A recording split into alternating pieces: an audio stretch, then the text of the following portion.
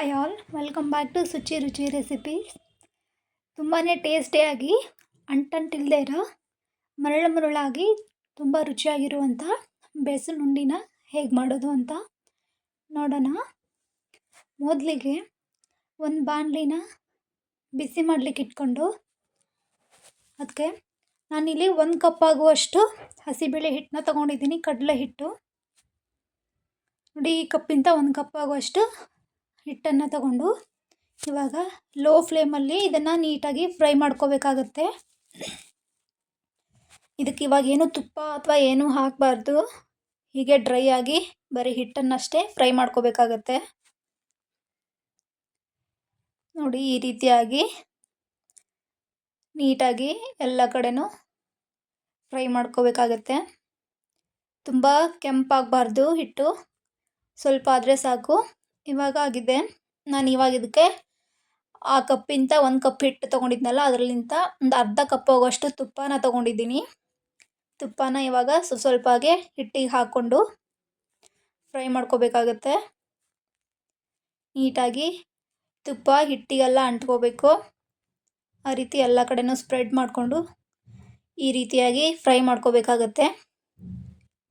ಇದು ಸ್ವಲ್ಪ ಟೈಮು ಜಾಸ್ತಿನ ತಗೊಳುತ್ತೆ, ಸ್ವಲ್ಪ ಪೇಷನ್ಸ್ ಇರಬೇಕು. ಇವಾಗ ಮತ್ತೆ ಇನ್ನೊಂದೆರಡು ಸ್ಪೂನ್ ಆಗುವಷ್ಟು ತುಪ್ಪನ ಹಾಕ್ಕೊಂಡು ಮತ್ತೆ ಫ್ರೈ ಮಾಡ್ಕೊಳ್ತಿದ್ದೀನಿ. ನಾವು ನೀಟಾಗಿ ಯಾವ ಥರ ಫ್ರೈ ಮಾಡ್ಕೋತೀವಿ ಅಷ್ಟು ಚೆನ್ನಾಗಿ ಟೇಸ್ಟಿಯಾಗಿ ಬರುತ್ತೆ ಉಂಡೆ. ಇದು ಹಿಟ್ಟಿಂದು ಹಸಿ ಸ್ಮೆಲ್ಲೆಲ್ಲ ಇರಬಾರ್ದು, ನೀಟಾಗಿ ಫ್ರೈ ಆಗಬೇಕು. ಹಾಗಂತ ಓವರ್ ಫ್ರೈ ಆಗಬಾರ್ದು, ಜಾಸ್ತಿ ಕೆಂಪು ಕೂಡ ಆಗಬಾರ್ದು. ಆಮೇಲೆ ಉಂಡೆ ಕಟ್ಟೋದಕ್ಕೆ ಬರೋಲ್ಲ ನೀಟಾಗಿ. ಇವಾಗ ಮತ್ತೆ ಇನ್ನೊಂದೆರಡು ಸ್ಪೂನ್ ಆಗುವಷ್ಟು ತುಪ್ಪನ ಹಾಕ್ಕೊಳ್ತಿದ್ದೀನಿ. ಆಗಲೇ ಹೇಳ್ದಂಗೆ ಇದಕ್ಕೆ ಸ್ವಲ್ಪ ತುಪ್ಪ ಜಾಸ್ತಿ ಬೇಕಾಗುತ್ತೆ.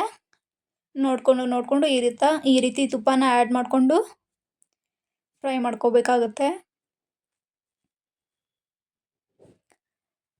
ನೋಡಿ, ಈ ರೀತಿಯಾಗಿ ಹಿಟ್ಟಿಗೆಲ್ಲ ನೀಟಾಗಿ ತುಪ್ಪ ಸ್ಪ್ರೆಡ್ ಆಗೋ ಥರ ಮಿಕ್ಸ್ ಮಾಡಿಕೊಂಡು ಇವಾಗ ಇದನ್ನು ಇನ್ನೊಂದು 10 ನಿಮಿಷ ಈ ರೀತಿಯಾಗಿ ಫ್ರೈ ಮಾಡ್ಕೋಬೇಕಾಗತ್ತೆ. ಈ ರೀತಿ ಫ್ರೈ ಆಗ್ತಾ ಆಗ್ತಾ ಆಗ್ತಾ ಅದು ತುಪ್ಪನೆಲ್ಲ ಬಿಟ್ಕೊಳ್ಳುತ್ತೆ. ಸ್ವಲ್ಪ ಸೈಡಿಗೆಲ್ಲ ತುಪ್ಪ ಎಲ್ಲ ಬಿಟ್ಕೊಳ್ಳುತ್ತೆ. ಹಿಟ್ಟು ಗಟ್ಟಿಯಾಗಿರೋದು ಸ್ವಲ್ಪ ತೆಳುವಾಗ್ತಾ ಬರುತ್ತೆ. ನೋಡ್ತಾ ಇರ್ಬೋದು ನೀವು ಇಲ್ಲಿ ತುಪ್ಪ ಬಿಟ್ಕೊಳ್ತಾ ಈ ಥರ ಹಿಟ್ಟು ಎಲ್ಲ ತೆಳುವಾಗ್ತಾ ಬರುತ್ತೆ. ಇವಾಗ ಇದು ನೀಟಾಗಿ ಫ್ರೈ ಆಗಿದೆ ಅಂತ ಅರ್ಥ. ಇವಾಗ ಇನ್ನೂ ಸ್ವಲ್ಪ ಹೊತ್ತು ಇದೇ ರೀತಿ ಫ್ರೈ ಮಾಡ್ಕೋತೀನಿ. ಹೆಚ್ಚು ಕಮ್ಮಿ ಏನಿಲ್ಲ ಅಂದರೂ ಇದಕ್ಕೆ ಒಂದು ಅರ್ಧ ತಾಸಾದರೂ ಫ್ರೈ ಮಾಡ್ಕೋಬೇಕಾಗುತ್ತೆ. ಇದನ್ನು ಈ ರೀತಿ ಹಸಿ ವಾಸನೆ ಎಲ್ಲ ಹೋಗಬೇಕಲ್ವ ಹಿಟ್ಟಿಂದು, ಅದಕ್ಕೋಸ್ಕರ ಲೋ ಫ್ಲೇಮ್ಲಲ್ಲೇ ಮಾಡ್ಕೊಳ್ಳೋದ್ರಿಂದ ಒಂದು ಅರ್ಧ ತಾಸಾದರೂ ಟೈಮ್ ತಗೊಳುತ್ತೆ. ನೋಡಿ, ಇವಾಗ ಇದಾಗಿದೆ. ನಾನು ಇದನ್ನು ಗ್ಯಾಸ್ನ ಆಫ್ ಮಾಡಿಕೊಂಡು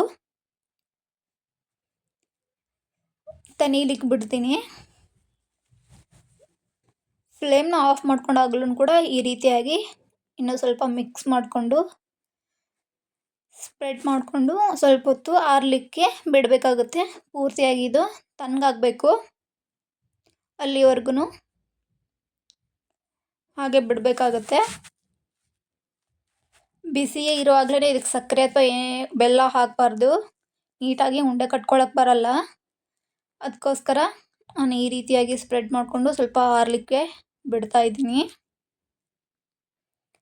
ಇವಾಗ ಅದು ಆ ಕಡೆ ಆರ್ಕೊಳ್ಳಿ. Dry fruits ಹಾಕ್ಕೋಬೇಕಲ್ವ. ಒಂದು ಫ್ರೈ ಪ್ಯಾನ್ನ ಇಟ್ಕೊಂಡು ಅದಕ್ಕೆ 1-2 ಸ್ಪೂನ್ ಆಗುವಷ್ಟು ತುಪ್ಪನ ಹಾಕ್ಕೊಳ್ತೀನಿ. ಇಲ್ಲಿ ನಾನು ಸಣ್ಣದಾಗಿ ಗೋಡಂಬಿ ಮತ್ತು ಬಾದಾಮಿನ ಹೆಚ್ಚಿಟ್ಕೊಂಡಿದ್ದೆ, ಅದನ್ನ ಹಾಕ್ಕೊಳ್ತಿದ್ದೀನಿ.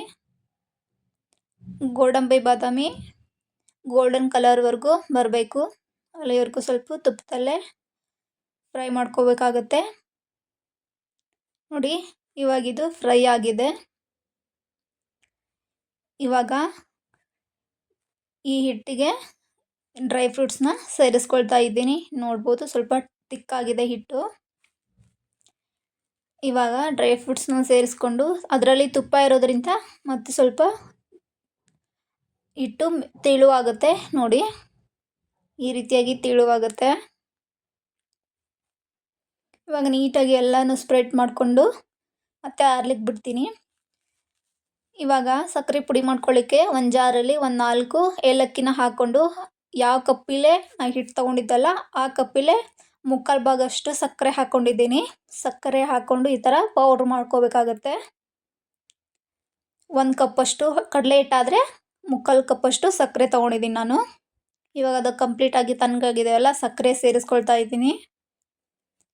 ಸಕ್ಕರೆನ ಸೇರಿಸ್ಕೊಂಡು ಸಕ್ಕರೆ ಪುಡಿನ ಸೇರಿಸ್ಕೊಂಡು ಈ ರೀತಿಯಾಗಿ ನೀಟಾಗಿ ಎಲ್ಲ ಕಡೆ ಸ್ಪ್ರೆಡ್ ಮಾಡ್ಕೊಳ್ತಿದ್ದೀನಿ. ಹಿಟ್ಟು ಎಲ್ಲನೂ ಸಕ್ಕರೆ ಪುಡಿನ ಹೀರ್ಕೋಬೇಕು. ಆ ಥರ ಸ್ವಲ್ಪ ಈ ಥರ ಕೈಯಲ್ಲಿನೂ ಸ್ಪ್ರೆಡ್ ಮಾಡಿಕೊಂಡು ನೀಟಾಗಿ ಕಲಿಸ್ಕೊಳ್ತಾ ಇದ್ದೀನಿ. ಇವಾಗ ಒಂದು ಲೋಟನ ತಗೊಂಡು ನಾನು ಗ್ಲಾಸ್ನ ತಗೊಂಡು ಈ ರೀತಿಯಾಗಿ ಸ್ವಲ್ಪ ಹಿಟ್ಟನ್ನ ಮೆದ್ದುತ್ತಾ ಇದ್ದೀನಿ. ಅದು ನೀಟಾಗಿ ಒಂದು ಹದಕ್ಕೆ ಬರಬೇಕಲ್ವಾ, ಸಕ್ಕರೆ ಮತ್ತು ಹಿಟ್ಟು ನೀಟಾಗಿ ಮಿಕ್ಸ್ ಆಗಿ ಒಂದು ಹದಕ್ಕೆ ಬರಬೇಕು. ಅದಕ್ಕೋಸ್ಕರ ಈ ರೀತಿ ಸ್ವಲ್ಪ ಮಿದ್ಕೋತಾ ಇದ್ದೀನಿ. ಒಂದು 5 ನಿಮಿಷ ಈ ರೀತಿ ಮಿದ್ಬೇಕಾಗತ್ತೆ. ನೋಡಿ ಇವಾಗ ನಾನು ಮಿದ್ಕೊಂಡು ಇಟ್ಕೊಂಡಿದ್ದೀನಿ. ಇವಾಗ ಇದು ರೆಡಿಯಾಗಿದೆ. ಇವಾಗ ನಾವು ಆರಾಮಾಗಿ ಉಂಡೆನ ಕಟ್ಕೋಬೋದು. ಈ ರೀತಿಯಾಗಿ ರೌಂಡ್ ಶೇಪಲ್ಲಿ ನಿಮ್ಗೆ ಯಾವ ಸೈಜ್ ಬೇಕೋ ಆ ಸೈಜ್ನಷ್ಟು ಉಂಡೆನ ಕಟ್ಕೋಬೋದು. ಈ ರೀತಿ ಕೊಟ್ಕೊಂಡು ಮೇಲೆ ಈ ಥರ ದ್ರಾಕ್ಷಿನ ಇಟ್ಕೊಳ್ತಾ ಇದ್ದೀನಿ. ನೋಡಿ ಅದೇ ಥರ ಎಲ್ಲ ಉಂಡೆನೂ ಕೂಡ ಮಾಡ್ಕೋಬೇಕಾಗತ್ತೆ. ಇವಾಗ ಸ್ವಲ್ಪ ಹಿಟ್ಟು ಸ್ವಲ್ಪ ಮೆತ್ತಗೆ ಅನ್ನಿಸ್ಬೋದು. ಇದು ಆರಿದ ಮೇಲೆ ಸ್ವಲ್ಪ ಗಟ್ಟಿಯಾಗಿ ಬರುತ್ತೆ. ಇವಾಗ ಸ್ವಲ್ಪ ಮೆತ್ತಗಿದ್ರೂ ಪರವಾಗಿಲ್ಲ.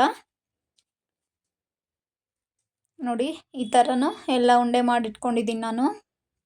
ನೋಡಿ ಇವಾಗ ಉಂಡೆನ 2 ಭಾಗ ಮಾಡಿಕೊಂಡ್ರೆ ಈ ಥರ ಉಂಡೆ ನೀಟಾಗಿ ಬಿಟ್ಕೊಳ್ಳುತ್ತೆ, ಅಂಟ್ಕೊಳ್ಳಲ್ಲ.